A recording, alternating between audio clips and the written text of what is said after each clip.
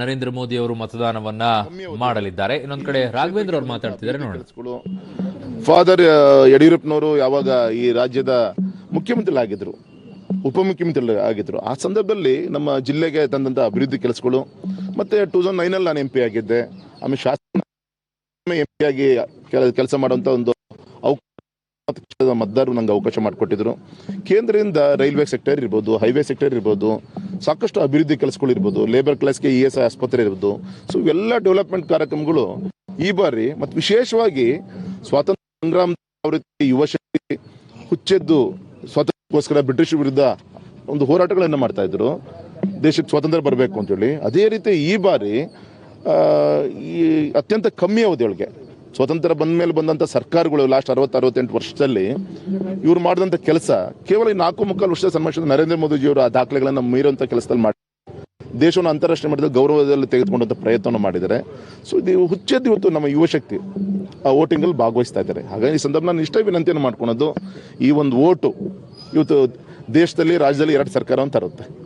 ಹಾಗಾಗಿ ನಿಮ್ಮ ಒಂದು ವೋಟಿಂದ ಈ ರಾಜ್ಯದಲ್ಲಿ, ದೇಶದಲ್ಲಿ ಸಾಕಷ್ಟು ಬದಲಾವಣೆ ಆಗೋದಿದೆ.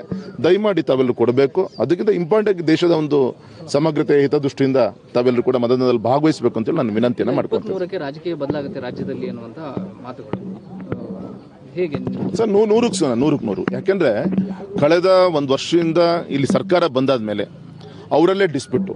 ಮುಖ್ಯಮಂತ್ರಿಗಳ ಮಾತನ್ನ DCM ಕೇಳ್ತಾ ಇಲ್ಲ, DCM ಮಾತನ್ನ ಕ್ಯಾಬಿನೆಟ್ ಕೇಳ್ತಾ ಇಲ್ಲ, ಮತ್ತೆ ಪೂರ್ತಿ ಅವರ ಒಂದು ವೈಯಕ್ತಿಕ ಹಿತಾಸಕ್ತಿಯಿಂದ ಇಟ್ಕೊಂಡು ಯಾವ ರೀತಿ ಮೊನ್ನೆ HMT ಅಂತ ಕರಿತಾ ಇದ್ದಾರೆ, ಎಲ್ರಿಗೂ ಗೊತ್ತಂತ ವಿಷಯ, ಹಾಸನ, ಮಂಡ್ಯ, ತುಮಕೂರು.